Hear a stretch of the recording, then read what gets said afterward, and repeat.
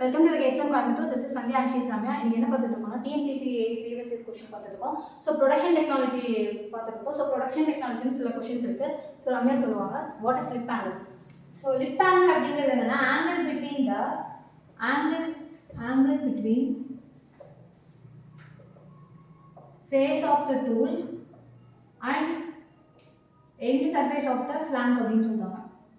So lip angle என்ன சொல்லியிருக்காங்கன்னா angle between the face of the tool and end surface of the flank அப்படின்னு சொல்லியிருக்காங்க. So FF ஞாபகம் வச்சுக்கலாம். ஸோ லிப் ஆங்கிள் போது எஃப்எஃப் ஞாபகம் வச்சுக்கலாம். எஃப்ங்கிறது ஃபேஸ், டூலோட ஃபேஸ், அப்புறம் வந்து ஃபிளாங்கோட எண்ட் சர்ஃபேஸ் அப்படின்னு சொல்லியிருக்காங்க. அப்போ ஃபேஸோட டூலோட ஃபேஸும் அப்புறம் வந்து கீழே வந்து எண்ட் சர்ஃபேஸ் ஆஃப் ஃபிளாங்க்கு நடுப்பட்ட ஆங்கிள் தான் என்ன சொல்கிறாங்க லிப் ஆங்கிள் அப்படின்னு சொல்லியிருக்காங்க. ஸோ லிப் ஆங்கிள் வந்து ஷார்ட்டாக எஃப்எஃப் ஞாபகம் ஈஸியாக இருக்கும். டூல் ஆஃப் த ஃபேஸ் கீழே வந்து ஃபிளாங்கோட எண்ட் அப்படின்னு வச்சுக்கலாம். Next average cutting speed for high speed steel. So high speed steel வந்து ஆவரேஜ் கட்டிங் ஸ்பீட் வந்து 30 metre per minute. So average cutting speed வந்து ஃபார் ஹை ஸ்பீட் ஸ்டீல் சொல்லியிருக்காங்க. So average வந்து 30 சொல்லியிருக்காங்க. பட் எப்பவுமே நம்ம cutting speed metre per second இருக்கும். So இது வந்து 30 மீட்டர் பர் மினிட்ல கொடுத்துருக்காங்க. Next cutting tool prone to crater wear. So cutting tool prone to the greater wear வந்து இது எந்த பார்ட் அப்படின்னு கேட்டிருக்காங்க. இது வந்துட்டு face. Okay, next cutting power consumption in turning is reduced by. So இது வந்துட்டு இன்க்ரீசிங் த ரேக் ஆங்கிள் அப்படின்னு சொல்லுவாங்க. ஸோ ரேக் ஆங்கிள் வந்து அதிகப்படுத்தணும்னா பவர் கன்சப்ஷன் வந்து கம்மி பண்ணலாம் அப்படின்னு சொல்லுவாங்க. ஏன்னா நம்ம ரேக் ஆங்கிள் வந்து பாசிட்டிவ் ரேக் ஆங்கிள் எடுத்தோம்னா பவர் கன்சப்ஷன் வந்து அதிகமாக தேவைப்படாது, கம்மியாக தான் தேவைப்படும்.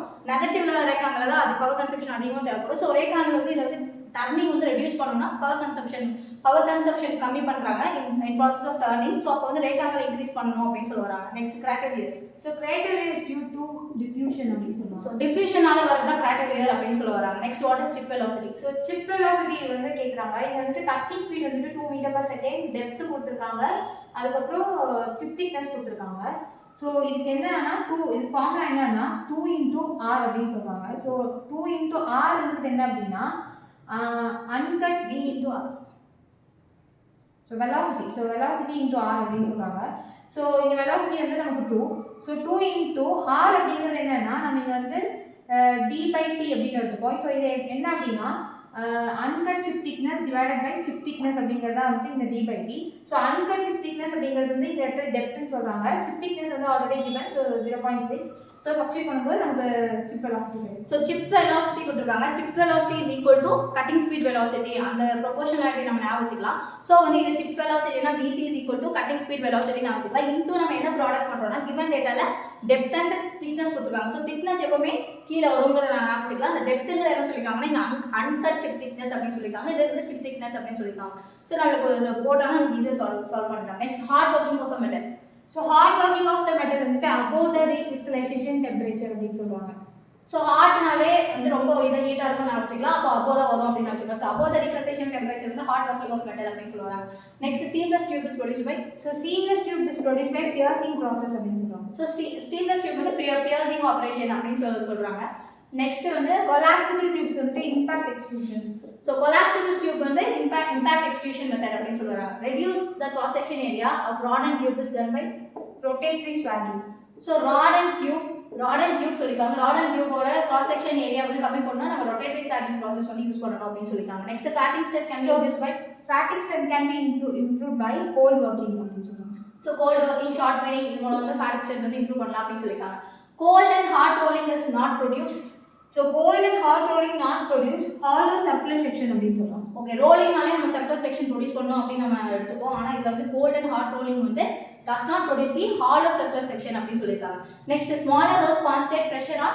Smaller rolls concentrate pressure on smaller area. So larger rolls smaller rolls நிறைய இருக்கும். ஸோ அப்போ larger rolls smaller rollsல வந்து ஏரியா கேட்டுக்காங்க. அப்போ smaller rollsனா smaller area மட்டுமே கான்சென்ட்ரேட் பண்ணணும் அப்படின்னு சொல்லியிருக்காங்க. ஸோ smaller ஏரியாவில் தான் ப்ரெஷர் கொடுக்கும் அப்படின்னு சொல்லியிருக்காங்க. Next forging process. So forging ப்ராசஸ்ல 3 ஸ்டேட்மெண்ட்ஸ் கொடுத்துருக்காங்க. ஃபர்ஸ்ட் வந்துட்டு ஹாட் ரோல்டு பார்ட்ஸ் எல்லாம் வந்துட்டு எப்படி இருக்கும் அப்படின்னா அதில் வந்துட்டு கிரெயின் ரிஃபைன்மெண்ட் இருக்கும் அப்படின்னு சொல்கிறாங்க. அதே மாதிரி கோல்டு ரோல்டு பார்ட்ஸ் எல்லாம் எப்படி இருக்கும் அப்படின்னா அது வந்துட்டு எலாங்கேட் ஆகிருக்கும், ஆனால் கிரெயின் ரிஃபைன்மெண்ட் இருக்காது அப்படின்னு சொல்லியிருக்காங்க. அதே மாதிரி எக்ஸ்ட்ரூடட் பார்ட் வந்துட்டு மெக்கானிக்கல் ப்ராப்பர்ட்டிஸை வந்து இன்க்ரீஸ் இம்ப்ரூவ் பண்ணி கொடுத்துருச்சு. ஓகே, ஃபார்ஜிங் ப்ராசஸ்ல hot roll material, cold roll material, extruded இது சொல்லியிருக்காங்க. 3 ப்ராசஸ் சொல்லியிருக்காங்க. ஹாட் ரோல்ல கிரெயின் ரிஃபைன்மெண்ட் நடக்கும் அப்படின்னு சொல்லியிருக்காங்க. நெக்ஸ்ட் வந்து கோல்டு ரோல்ல வந்து எலாங்கேஷன். ஸோ கோல்டில் இருக்குது. ஸோ எல் வச்சு எலாங்கேஷன் வச்சுக்கலாம். லென்த் இன்க்ரீஸ் ஆகும். ஸோ கோல்டில் எலாங்கேஷன் நடக்கும் அப்படின்னு வச்சுக்கலாம். எலாங்கேஷன் ஆட்டோமேட்டிக்காக ஹார்ட் வந்து கிரேட்லி ஃபெர்மெண்ட் வச்சுக்கலாம். எக்ஸ்ட்ரூஷன்லாம் ME இருக்குது. ஸோ இங்கே ME இருக்குது. ஸோ மெக்கானிக்கல் ஸ்ட்ரென்த் வந்து இம்ப்ரூவ் பண்ணணும் அப்படின்னு சொல்லியிருக்காங்க. Next punch hole diameter is 10 mm, thickness is 3 mm, shear strength is 420 megapascal. What is the punching force?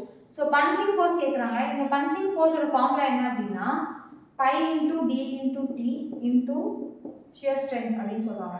So இதுக்கு வந்து நமக்கு பை டி வந்து 10, டி வந்து 3 mm, ஷியர் ஸ்ட்ரென்த் வந்துட்டு 420. சப்ஸ்டிட் பண்ணும்போது நமக்கு வந்து 39.564 கிடைக்கும். ஓகே, பஞ்சிங் ஃபோர்ஸ் வந்து என்ன சொல்லியிருக்காங்கன்னா, ஸோ பஞ்சிங் ஃபோர்ஸ்னாலே நம்ம ஷியர் ஸ்ட்ரென்த் ஞாபகம் வச்சுக்கணும். Punching force is directly proportional to the shear strength அப்படின்னு சொல்லியிருக்காங்க. ஸோ அப்போ பஞ்சிங் ஃபோர்ஸ்னாலே ஷியர் ஸ்ட்ரென்த் வரும். அந்த ஷியர் ஸ்ட்ரென்த் வந்து கொடுத்துருக்காங்க. அது கூட என்ன பண்ணணும், ப்ராடக்ட் வந்து என்னென்ன பேராமீட்டர்ஸ் கொடுத்தாங்க, டயாமீட்டர் ஒரு திக்னஸ் கொடுத்துருக்காங்க. அது கூட ஒரு பையை இன்டு பண்ணனா நமக்கு வந்து பஞ்சிங் ஃபோர்ஸ் கிடைச்சிடும். So punching force is equal to pi d t into shear strength அப்படின்னு நான் வச்சுக்கணும். Next cylinder diameter is equal to larger diameter is equal to 100 mm, larger height is equal to 50 mm, and small height is equal to 25 mm. What is the percentage change in dia? So இங்கே வந்துட்டு என்ன கேட்குறாங்க அப்படின்னா percentage change in டயான்னு கேட்குறாங்க. So அதோட formula வந்து small d minus capital D divided by small d into 100. So நமக்கு வந்து ஸ்மால் டி தான் இருக்குது, கேபிட்டல் ஹெச் கொடுத்துருக்காங்க, ஸ்மால் ஹெச் கொடுத்துருக்காங்க, பட் ஸ்மால் டி இல்லை. ஸோ இது நம்ம எப்படி எடுத்துப்போம் அப்படின்னா 2 சிலிண்டரோட வால்யூம் வந்துட்டு கம்பேர் பண்ணுவோம். அப்போ வந்துட்டு நமக்கு 2 சிலிண்டரோட வால்யூம் அப்படின்னா ஒன்று வந்து பெரிய டயாமீட்டர் இருக்கும், இன்னொன்று சின்ன டயாமீட்டர் இருக்கும். So pi by 4 d square h equal to pi by 4 d square h. So இதில் வந்துட்டு நம்ம h capital H small h capital D substitute பண்ணும்போது நமக்கு டி கிடைக்கும்.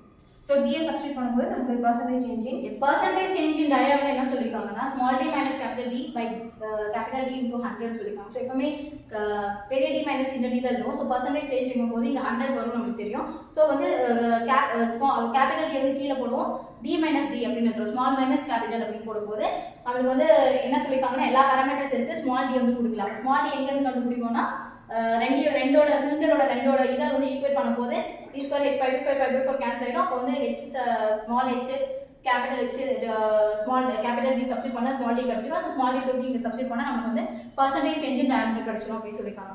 ஸோ வந்து ப்ரொடக்ஷன் டெக்னாலஜி ரிகார்டிங்காக டிஎன்பிஎஸ்சி ஏபிஎம் கொஷின்ஸ் எல்லாமே பார்த்தோம். தேங்க்யூ.